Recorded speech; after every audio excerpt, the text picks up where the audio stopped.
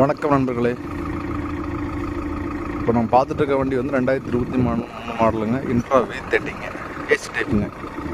வண்டி single owner கண்டிஷனில் இருக்குங்க. வண்டி மிக குவாலிட்டியாக இருக்குங்க.